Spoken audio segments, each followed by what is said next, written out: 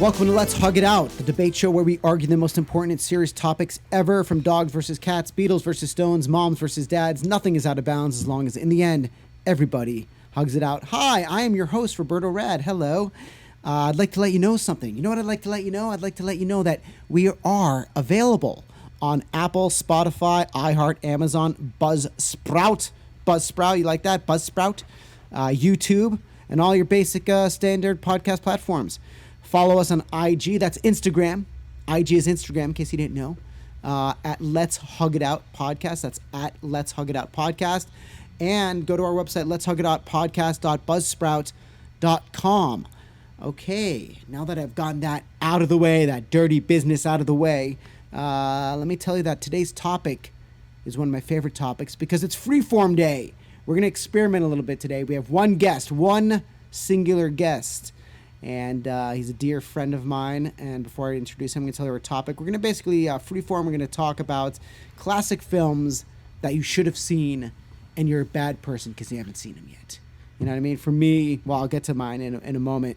But before that, let me introduce my friend. He's one of my nearest and dearest friends. I've known him since 94, I believe. We were roommates at one point.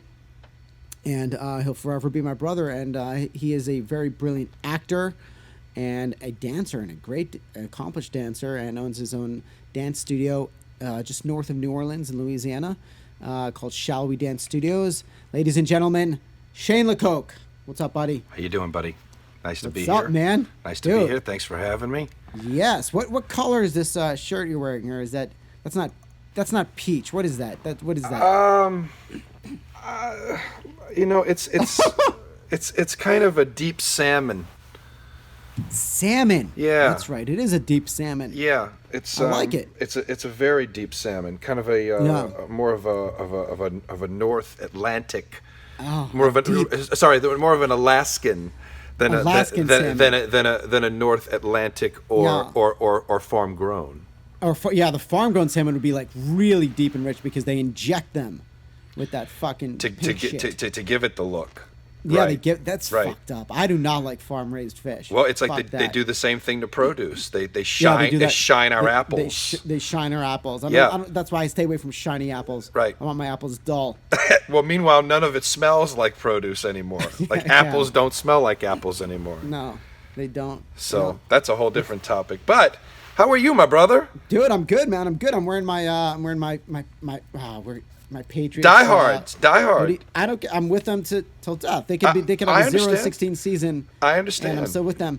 Look, we were going to go through a rough patch once Brady left. That's yes. obvious. Yes. The second Brady left, we knew that it was going to be rough riding. And then obviously with COVID, I mean, every team went through the same thing. But the Patriots had the most opt-outs of any other team in the league. I think they had 8, and 4 of them were they're just high-level defensive players that just fucked us on defense. And then, Cam, I loved Cam Newton being there. I really did. I love Cam Newton. I think he's an amazing quarterback. It's not going to work. But I don't think it fits perfectly within the system. And on top of that, he never had the time with the players. He himself got COVID. Yes. It's going to be interesting to see what Belichick does as far as, who is the true successor to the throne, because it's not Cam, and it's not just by default whoever goes in next. He went in next. But who is the true heir? So whether he drafts someone or whether he tries to bring... And Sean Payton, the same thing for Brees next year. Do you think that this is Brees, no matter what happens, we'll talk about Sunday in a moment. We can go there first. We can go there first. It's Brady Brees. It's what we've wanted for so long. Not in the Super Bowl. We wanted Brady Brees in the Super Bowl. To clarify for people... I've got dogs barking in the back. Well, to clarify for people, I'm from New Orleans. Obviously, I'm a diehard Saints fan. You're a diehard Patriots fan. Yeah. For your viewers to understand, we have salivated over the idea that there would be a GOAT Super Bowl, a Brady Brees Super Bowl, and it could only now happen. It would only be able to happen when he was with the Patriots. Yeah. Now that he's with the Bucs, same division, we see Brady Brees now twice a year, and now a third time with the playoffs, with the divisional round. But it can't be the Super Bowl.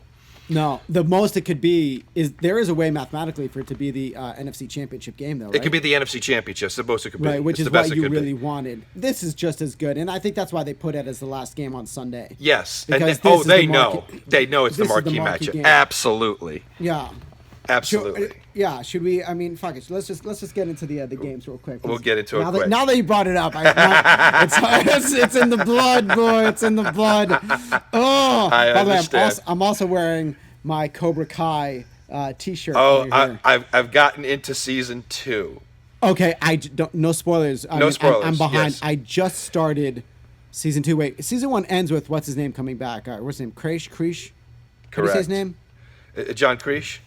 John Krish, yeah. Yeah. And so I just started season 2, and I that's right where I am. That's right where I am. I know that one side. It's fun. You know what's good about it though? It's not even plot.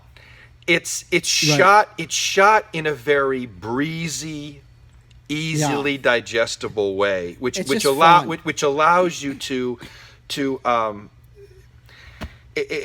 unlike Breaking Bad, which is engaging in a different way. You better pay attention in a different way, right? Or Mindhunter or whatever, Stranger Things. Yeah, I love Mindhunter. That is fantastic. Which I have not seen. I just know that it's brilliant, and I know it's David Fincher. Yeah, you would love Mindhunter. Yeah. Yeah. I think he directed several of the episodes. Fincher. You would, yeah. Yes. Fincher. You would love it. Yeah. I just started this documentary last night called Night Stalker, about I forget the serial killer from the '80s that terrorized Los Angeles, that killed so many. He killed everyone. Like this guy was all. Really, Bundy, or is it after Bundy? No. This is I think it's Richard Ramirez or David Ramirez. I can't remember what his full name is, but he was in the Night Stalker. He was a famous serial killer in the mid 1980s. That he did everything evil that you could possibly think of. He raped and killed women. He killed. Well, that's what serial killers do. Right. No, but he also they tend to do evil things. No, but what was unique about him was he didn't kill a certain type. He killed all types. And he also sexually assaulted children and would let them go. And that was unique about him, was that he was most serial killers, they just they get you, they kill you. But he would let certain victims go, and for a while a fetish for getting caught, perhaps, or just who knows? Yeah, I don't know. But I just started it last night, and I was goodness. oh God, this is. It's not a good thing to watch right before bed. Before going to bed. I did that with absolutely infiltrate my dreams. And I did that with the Bundy files. The Ted Bundy files were, same thing. But back to the game. Back to the game, boy. Back to the game. So just so your viewers understand, we salivate over because even as a football fan, we're watching two of the greatest quarterbacks of all time. And one go is 43, at it. Yeah, and they're in their 40s. Brees is what? 40 turning 41. Brees 41 turning 42. Brees turns 42 tomorrow. Wow. He's got the same birthday as MLK. Oh, really? And a couple other buddies of mine. Like I know a lot of people that have the 15th of January as their birthday. But he's turning 42, and Brady and I have the same birthday, one year apart. Okay. The 15th is his actual birthday. January 15th. Yeah. So tomorrow is Brees' birthday. He's turning 42, I believe. Wow. Can you imagine that's our age, 42, 43, 44. Can you imagine playing football, having 300-pound guys coming at you, wanting to rip your head off? I can't imagine playing flag football right now. Yeah, I know, right? I know, exactly. No, I do love playing with my nephews though when I go home for the holidays. Just to throw the ball around. Just throw the ball, and it's touch football, but it's Yes. The uncles can't really, we let the kids do their thing. But the young nephews, like the 8-year-olds, we have to call a lot of pass interference. Of course. Because they're all over each other. Yeah. Do you think that no matter what happens, either way, win or loss, Brees retires after the season? I think that the media has talked about the conjecture that this is possibly his last year. I think that him and his wife and his boys and his children have had the talk, especially probably after the 11 rib fractures. Gee, how the fuck do you play with 11 rib fractures? Well, because a lot of them how many fractures did he have this season, though? not 11. Well, what happens is this. Probably all of them have these little micro fractures that they're not even aware about. That makes me so nauseous just even thinking about that. Meaning these tiny things in the ribs that you don't feel. Yeah. And that you don't know are there. Right. So then when they x-rayed him for when he got hurt, they found others that were there, but there's nothing you can do except let time heal it. Yeah. And yes, you can play. So he took his 4 or 5 weeks off, whatever it was. He had a punctured lung. That was the big thing they had to, to deal with first. But once they stabilized him with that, he was good to go in 5 weeks, 6 weeks, whatever it is. Wow. I'm sure most of the players have stuff like that they're not even aware of until they hurt themselves and they go find out. And then, of course, because he's such a marquee player, it sounds more sensational. He's got 11 fractures, ladies and gentlemen. How is he even going to? How is he even going to walk or breathe? Yeah. And yet 5 weeks later, 6 weeks later, he was back on. So, does he retire?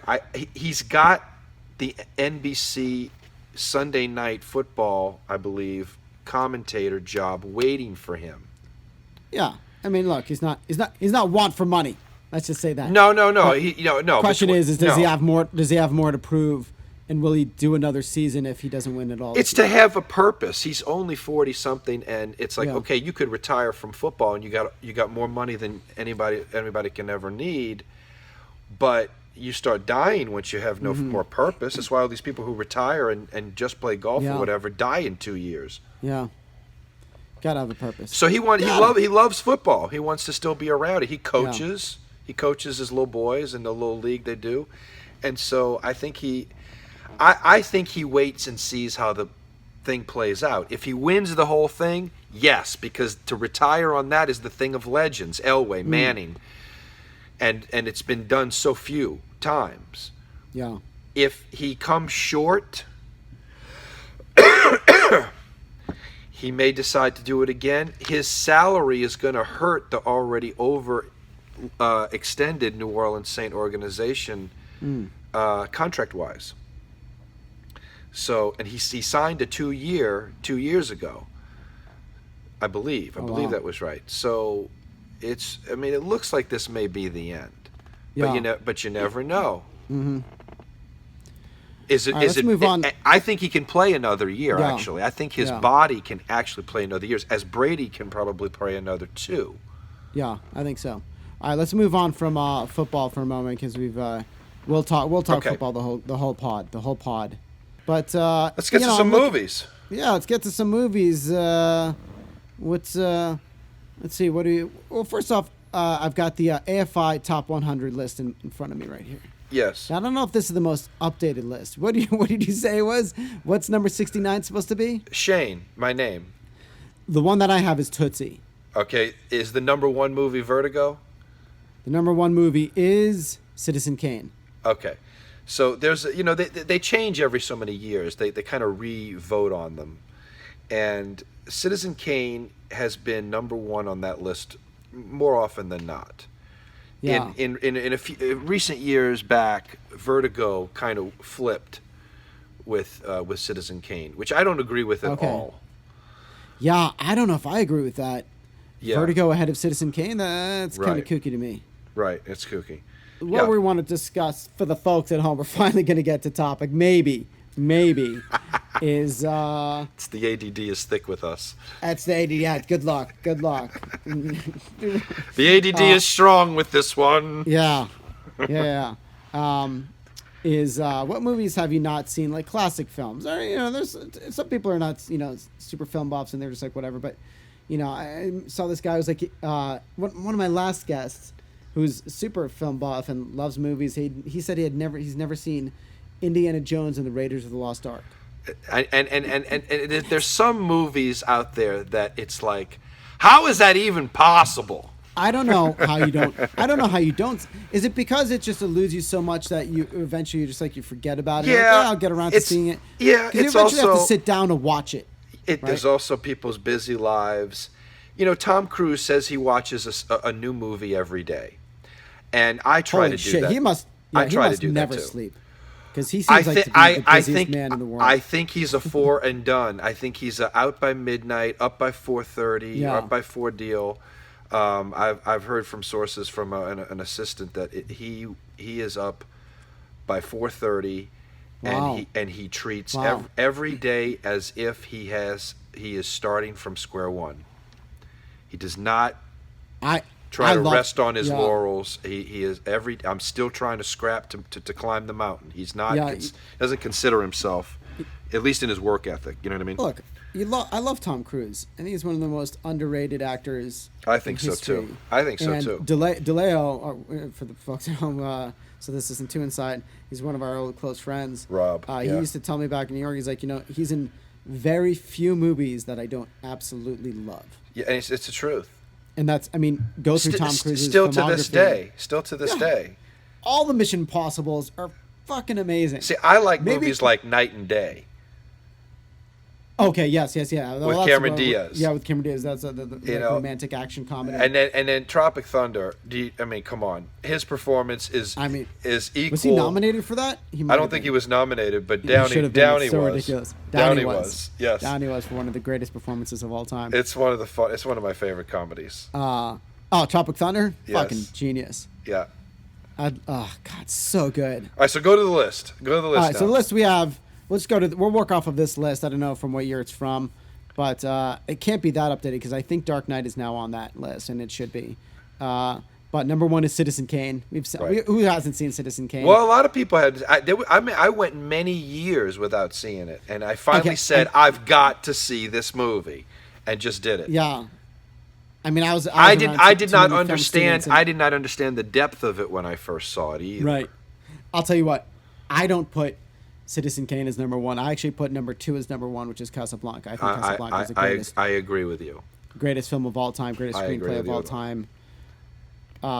Greatest screenplay of all time, I'll say. Yeah, yes. And I think Robert McKee. Does he not say that? He talks about it in adaptation. In the movie adaptation, I don't know if that's his true opinion or not. Played by the great Brian Cox. Brian Cox. My God, what an. Yep. One of the greatest. Has he ever won an Academy Award? I don't think so, but I hope that he eventually does. He probably will for a supporting, which sometimes the supporting actor shows more chops than the lead. Oh, 100%. He's one of the greatest actors of all time. He's just one of those guys that just can do no wrong. He's I got a friend who's a similar type actor, pot face local actor. Yeah. He gets cast out the yin yang, and he's always brings the wood. He's great. Yeah. What'd you say? Brings the wood? Brings the wood. What the fuck does that? I've never heard that. What does that mean? You never heard that? No. What does brings the wood mean? Please explain. Bringing the wood is like bringing like your A game. Really? They bring the wood. Yeah. Sounds like bring the wood. Like I'm bringing my. No, like a baseball bat. I got a wood. Oh, like a baseball. Okay, it's a baseball reference. Okay. Yeah. If you want to make it about about the dick, about penis. Yeah. I don't want to make it about the dick. It works too. Bringing the wood. It works too. I don't know. It just sounds. Always brings the wood. You never heard that? No. Does that? It goes to show. By the way, as much as I love football, I have no knowledge whatsoever of baseball. No, but the only reason I know the phrase is because in 2009, when the Saints came out of the locker room one time, Reggie Bush had a bat in his hand because they were bringing the wood.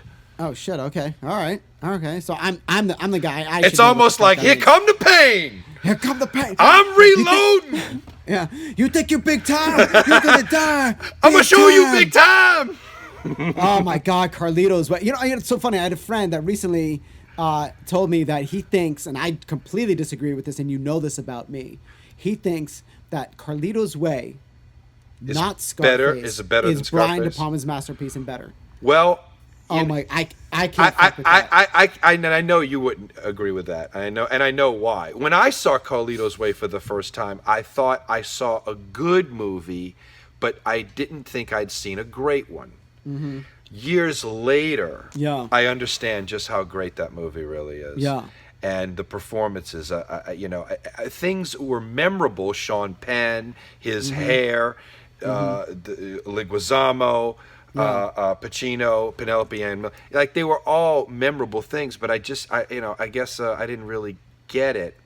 Same thing with Scarface. I didn't realize what a great movie it is until multiple. It's so fun. Right. How many movies do you have in that? That's two things. One thing is seeing a movie and not realizing its brilliance until a few more repeat viewings. Yes. The other thing is, do you have any movies that, and I've talked about this in previous podcasts, but do you have any movies that you've upon initial viewing, you didn't love, but then later on became one of your favorites? Absolutely. And go ahead. I have Big Lebowski in that. Yeah. I have Fight Club in that. Both of those movies. And Yeah. I have The Master. Those three movies. Yeah. Are all movies that upon initial viewing I was like, but later on, they're three of my favorite movies to this day. I'll put all three of those on my list too. Absolutely. No. But the biggest one for me was 2001: A Space Odyssey. Right. And now, how old were you the first time you saw that? It was assigned reading for a freshman year in high school over the summer before we started. Is that Arthur C. Clarke? Arthur C. Clarke, the book, Right. and we had to read Steinbeck's Of Mice and Men. And I read real quick to interrupt you. Arthur C. Clarke, are there multiple sequels to that? Or was the sequel, was that just a stand? There's the 2010, and like they tried to make it, they made it 2010 with Roy Schneider. I was referring to the books. The books, I think, do, I believe. Okay. I'm not that familiar, but I had to read that book, and I was a little lost in it, and so I figured I watched the movie, and I thought it was the most boring movie that had ever been made. Yeah. But I knew that there was something to it because just the production value. There was so much going on that maybe it was me, and it was boring to me at the time. Freshman year at NYU, we have that night where we let's just say we were drinking some tea. Some special tea with Rob DeLeo, and I don't even remember what the beginning of the evening was, but it ended back in my room, and our film roommate Bill was analyzing and studying 2001 in his film class, and he found out the state that we were in, and he was like, "Oh, I have to watch 2001: A Space Odyssey. You guys are in the perfect. You should watch this." How close when did you start the journey as to when did you start the movie? Like how close to? We had our first. I'm using the word journey instead of fine. Trip. Using the word journey as if nobody knows what we're fucking talking about. Exactly right. Let's just say we started our tea. Like 4 hours earlier. Let's just put it this way. We started watching the movie immediately in the Dawn of Man scene with the apes. Yeah. It's like, I'm there. Yeah. I'm there. He throws up the bone. It becomes the thing. Now we're in space. Holy shit. We're in space now. We're in space now. Years later, right? And let's just put it this way. When the star baby at the end, right before the credits, and the end of that epic song, "Thus Spake Zarathustra." I'm saying that wrong. That's all right. Zarathustra is the song. It's based off. That song's title is based off of a Nietzsche book. Bum bum bum bum bum bum bum bum. And when it cut, directed by Stanley Kubrick, when the movie ended, the trip ended. That's time. I mean, on it. Yeah. And all I could do was go, that's the most brilliant movie I've ever seen in my life. You're probably drooling a little bit. Oh my God. I was someone kind of talking. It was somewhere between euphoria and it was hypnotic because all of the color palettes. I mean, when he gets blasted through after Jupiter. Oh gosh. That 20 minutes of just this. Yeah, it's like the beginning of when you ride Space Mountain. The entrance of Space Mountain. Yeah, exactly. Exactly. Yeah. So that is the movie that, blame it on the tea or whatever, or chalk it up to the tea. But that's the movie that the biggest disparity of, I thought it was boring, to loving it. Not just loving it, believing to this day that it is the greatest movie ever made, as far as like the most brilliant movie ever made, the most existential, philosophical, profound movie ever made. Kubrick and Clark proved what was possible with film when they made that movie, and it stands up to today. It's fun. You know, I love that movie. And I get it. I get why that's. And it's a warning. It applies to today. Yeah. It's like, if you're not careful, humankind, if you put too much stock in your AI, it's going to eventually turn on you, because it's going to think it's smarter than you, and it's going to try to make you obsolete to it. Yeah. And that is extremely germane to what's going on right now. Very germane to right now. There's also Terminator. There's also Skynet. There's also Ex Machina. Yeah. Oh yes. Brilliant film. With the guy who I got to work with, Oscar Isaac. Yeah. We could talk about that if you want. Yeah. Card counter. Oh, that's right. To tell us about your film real quick that you shot. So can you talk about it right now? I know it. Yeah, I can talk about it. It's in post production at this point, right? Yeah, it's finished. Okay. It's finished. It's waiting for a release. Tell the viewers at home. So Shane, you got to work with Paul Schrader. Paul Schrader, who is most. I don't want to say. I mean, no, he's done an amazing body of. He has an amazing body of work, but you could argue he's most famous for writing the screenplay Taxi Driver. Taxi Driver, Bringing Out the Dead, Last Temptation of Christ, Raging Bull. Oh, he wrote the screenplay for Raging Bull. Raging Bull, yeah. Oh shit! I did not know that. So his association with these iconic Scorsese films is probably what he's best known for, most known for. He has also a body of work of films that he has written and directed: Affliction, City Hall, so on. Oh, he's Affliction with Nick Nolte. With Nick Nolte, yeah. And William Dafoe. Oh my god! And Sissy Spacek. Yes. And then his Dafoe relationship runs throughout. And who plays Nick Nolte's father in that film? That's Coburn, James Coburn. James Coburn, who passed away, but he was nominated or won for that. Or I don't know if he won. He was definitely nominated for it. That is a terrific film. Movie. That's based in New Hampshire. So Schrader, I mean, he's an icon, and so he wrote and directed a movie called The Card Counter, which is, once again, is in post production right now. Yes. And where did you film that? He filmed it mostly in Biloxi, Mississippi. Okay. Yeah. I got to do 5 days on it. But where did you film? In Biloxi. Oh, you filmed it. You went to Biloxi. I'm sorry. I thought they did. I thought they did moments in Louisiana, but no. Nothing Well, Biloxi is like an hour drive from here. Oh, really? Hour and a half from where I am. Okay. So it's a hop, scoot, and a jump. Yeah, you ever see the movie Biloxi Blues with Matthew Broderick? Many times. Okay. I'm a big Neil Simon fan. Yeah. All right, go on. But this is a movie with Oscar Isaac and Willem Dafoe, who have got together in the movie At Eternity's Gate, which I did not like at all. Too bad. But Tiffany Haddish is in it, and Ty Sheraton is also in it. Okay. And it is it is Scorsese produced, executive produced. Yeah. Probably just lent him the name, but they had 5 days left to wrap when COVID hit, specifically when someone on the set got it. Oh shit. And so they shut everything down.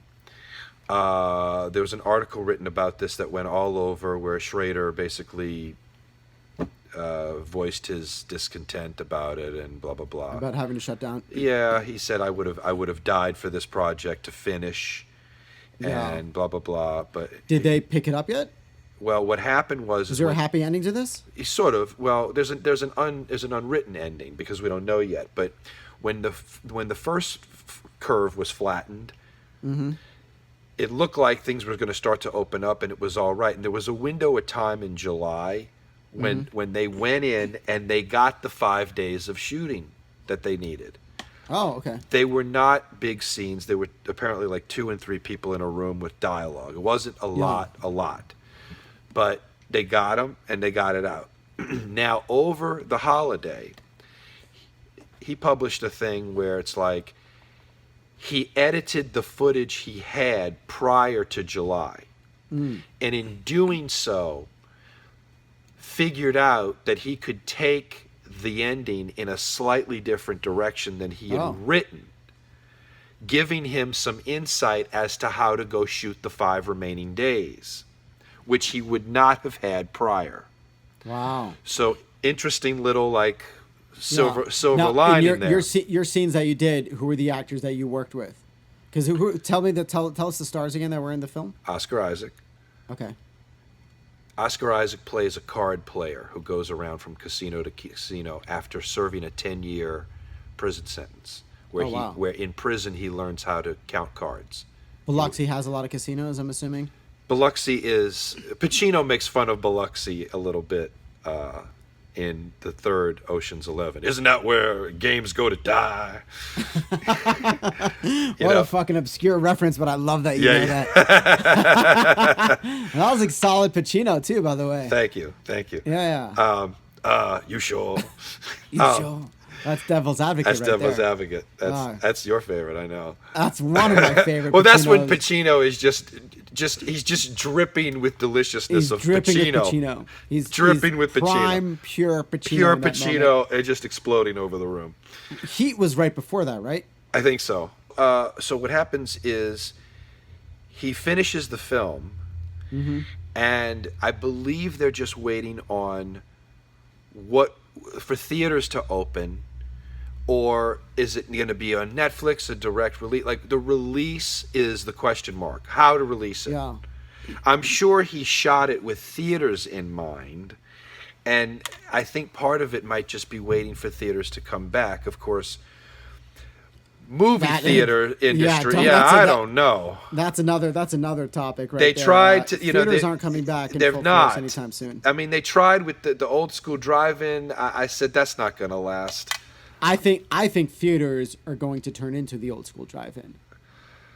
I mean, to me, like they already experimented this year. I forget it was with this Warner Brothers, with HBO Max, but they're going to put out their entire 2021 slate on. It's going to be available to stream, I think, for about a month, simultaneously in theaters, and it's going to be gone from the streaming, and then it'll be in theaters, and then it'll come back to streaming. Right. But it's going to simultaneously hit stream as well as theaters.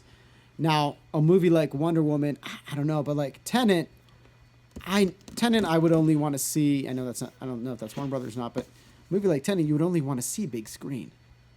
You know, you want to see Nolan on the screen. Yeah, it's fine. I'm an old fashioned romantic that way when it comes to movie theaters. I know you are too. Movies. Remember seeing Star Wars at what was the name of the huge theater in New York we saw? It was right near Lincoln Center. I hated that we were in the front row, but you wanted front row.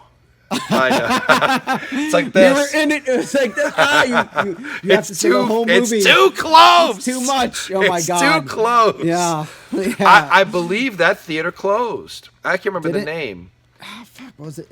That was such a great experience. It's huge. Paramount or some. I can't remember the name. There's a David Lynch quote, which I'm undoubtedly going to fuck up, but it's going to a movie theater is the closest you can get to dreaming while you're awake. While awake, I love that. It's something of that nature. I'm messing it up somewhere, but that's what the film experience should be. It's the closest you can get to dreaming while being awake. Cinema is dreaming while you're awake. Yeah. That's what. And to me, you don't fully get that experience unless you're fully immersed in the theater.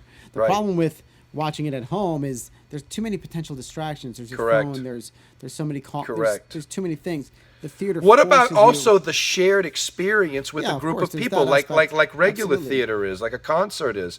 This is what's been completely blown into 1,000 pieces right now. I mean, we could go into this, and I know you've got to go, but maybe we'll talk about this next time, which is what's going to happen. Because think about Broadway. Think about theater. Exactly, Broadway has said you and I are theater people. Yep. You know, that's our background. That's how we started. Yep.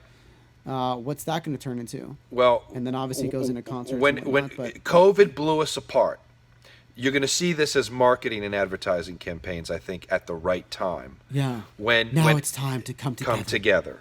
Yeah. But it's true. It's true, and I hope that there's an appreciation for that. I'm a hugger. Some people are not. I miss hugs. I feel like the child that hasn't been like nurtured in in months, and I want hugs back. I'll need my brain. Yeah. But some people are gonna live without them.